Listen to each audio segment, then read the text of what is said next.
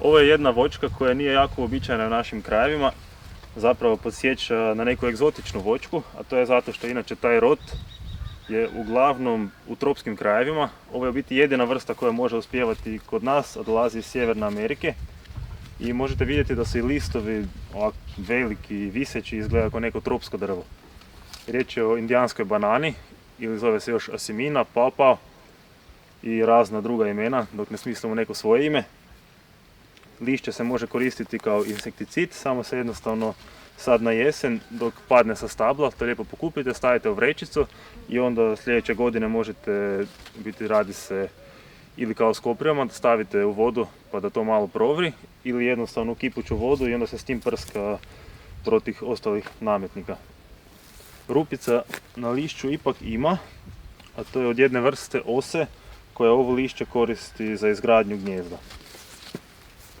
Ovo stablo ima 4 godine, znači 4 godine kak je tu posađeno, a već je prije bilo valjda ove visine, cijepljeno, tako da pretpostavljam da je bilo oko 2 godine uzgajano prije cijepljenja, pa onda cijepljeno, pa oko 2 godine opet uzgajano i od onda posađeno ovdje i raslo je 4 godine, evo visina je sad oko 2,5 metra. Sorta je sunflower ili sončanica, suncokret, to je jedna od rijetkih samooplodnih sorata i zbog toga se i dosta sadi u domaćinstva, mada možda i nije najbolja, ali valjda jedina, osim Prima 1216 koja je također nastala od ove sorte, jedina da je samooplodna. Pa evo sad 4. godine, po prvi put ima 2 ploda koje ću sada probati da vidite kako izgleda, da vidim ja kakav je okus, jer inače vele da ta sorta zna biti malo gorkasta. Evo ovo su ta 2 ploda, veličine ko neki srednji krompir, a oblik je barem meni ko neko veliko zrno graha. Osnovna boja je zelena, a dok bude zrel postane mekan i dobije onak crne flekice gore, a neke sorte i požute izvana, ali ova mislim da ne. E sad, kak znate da je plod zreo? Treba postati mekan i ako probate malo ovak pritisnuti, treba bi ostati neki otisak, dakle da se vidi rupica i onda možete ubrati. Ja ću probati ovaj veći jer ovaj lijevi je još malo tvrđi pa još nek malo ostane. Evo ovako samo zakrenete. Tako. Evo, ovako izgleda plod, dosta je lijepe veličine. Ima nekih 200-300 grama, onak na pamet. Evo pa idemo pogledati da vidimo kako izgleda. Evo. Najobičajniji način je da se prereže ovako po dugumu, jer ima onak par crnih sjemenki unutra. Tako lagano, pazite do sjemenki, pa sve okolo, ovako. I sad se jednostavno primi obje strane i ovako se zakrene. Evo ga, ovako meso izgleda. Meso je blijedo žute boje kod ove sorte. Inače boja može varirati od skoro bijele, onak bež boje pa do živo narančaste. I što je jača boja, to je i okus izraženiji. Sorte koje su cijepljene imaju manje sjemenki, ovo ima oko 9, to jednostavno izvadite, sjemenke nisu jestive, mislim da su čak i otrovne.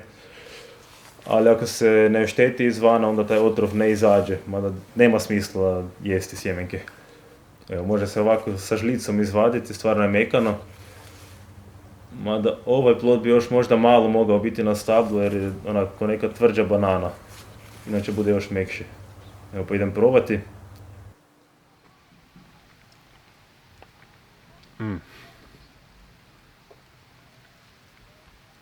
Pa zapravo je jako dobar. Prošle godine sam probao neke druge sorte i ovo je puno bolje.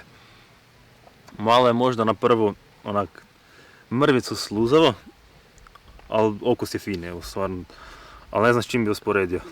Obično kažu da je mješavina ananasa, banane i mangoja. Šta ja znam. Možda malo banana,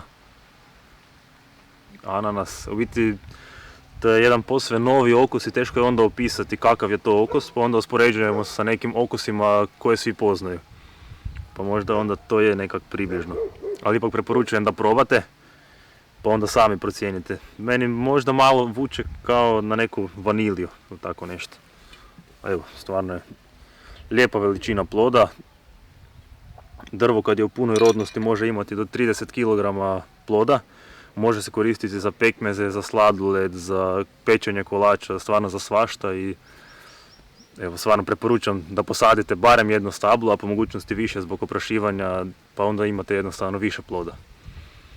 Biće u budućnosti još snimki od toga, pošto imam oko 10 sorata trenutno, pa kad to počne roditi, bit će onda više svega.